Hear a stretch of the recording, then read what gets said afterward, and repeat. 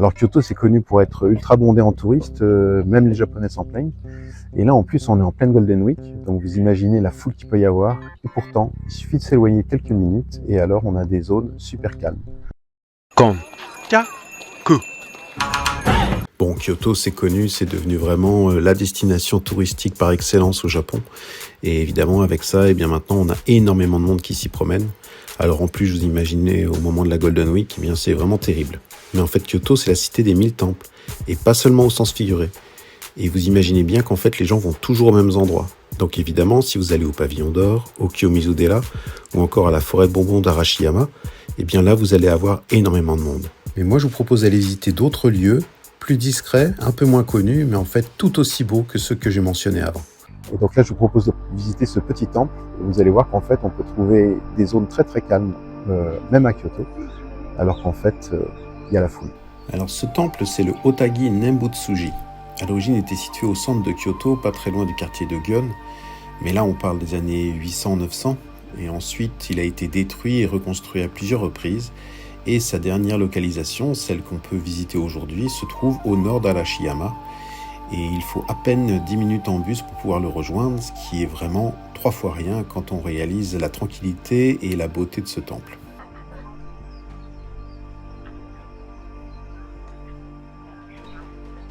Alors ce temple, en fait, il est dédié à la déesse Kannon, qui est une déité bouddhiste très connue.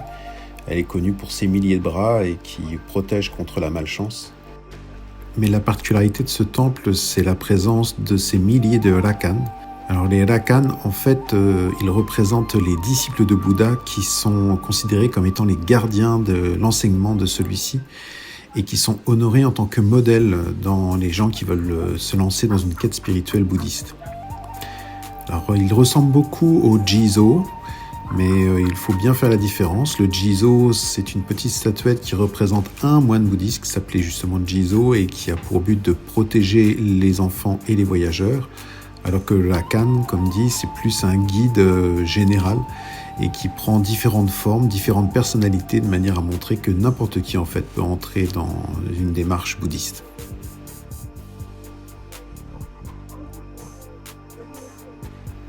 Alors en fait, la présence de ces rakan, elle provient de la prise en charge de ce temple par un moine qui s'appelait Nishimura. Et aux alentours des années 50, en fait, il est arrivé là et il était lui-même sculpteur et il a eu envie justement de développer ce temple en invitant les fidèles à venir sculpter leur propre représentation d'un rakan. Et c'est comme ça que chacun a contribué et qu'on se retrouve aujourd'hui avec toutes ces formes différentes. Et si vous faites bien attention, chaque figure est vraiment différente. Elle représente une certaine personnalité, parfois souriante, parfois moins, parfois très originale. Et c'est ce qui fait la richesse de ce temple. Alors des rakan, on peut en trouver ailleurs. Il y a d'autres temples qui sont connus pour ça. Personnellement, moi j'aime beaucoup le Honji qui se trouve dans la ville de Morioka, dans la province d'Iwate, tout au nord du Japon. Et on y trouve aussi énormément de rakan là-bas.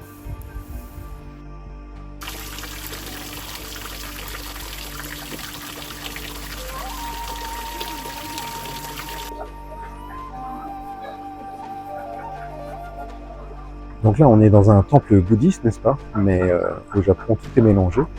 Et comme vous avez pu déjà le remarquer, parfois on a un temple bouddhiste et un temple shinto qui sont mélangés. La règle est respectée ici. Il vous suffit de jeter un coup d'œil.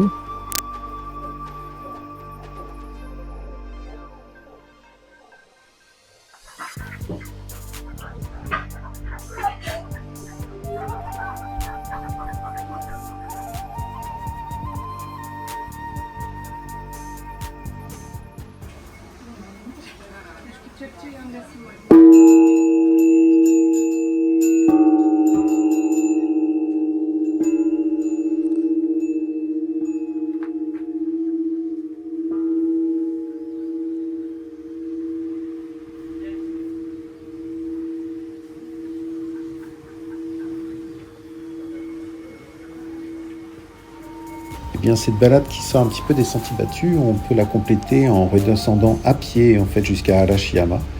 Et naturellement, en faisant ça, on passe par la Torimoto Street, qui est une rue qui a été préservée et on a vraiment l'impression de retomber dans l'ancien Japon et c'est vraiment une ambiance très très magique.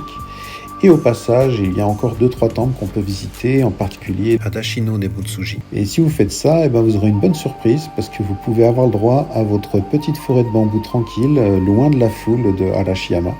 Et franchement, ça vaut le coup. Et juste à côté, il y a aussi le temple du Shohan-in, qui a aussi sa personnalité. Bref, plein d'endroits où on peut se perdre, simplement se laisser aller, visiter un peu. Et dans le calme et la sérénité que demande ce genre d'endroit, bien loin de cette masse touristique qu'on retrouve à certains endroits dans Kyoto. Et des endroits comme ça, il y en a vraiment plein autour de Kyoto. Donc n'hésite pas à fouiller un petit peu quand tu prépares ton voyage au lieu de partir là où tout le monde va. Et tu verras qu'en fait, tu peux vraiment profiter de cet endroit avec toute la magie que ça impose. Et franchement, moi, Kyoto, ça reste ma ville préférée à cause de ces endroits-là.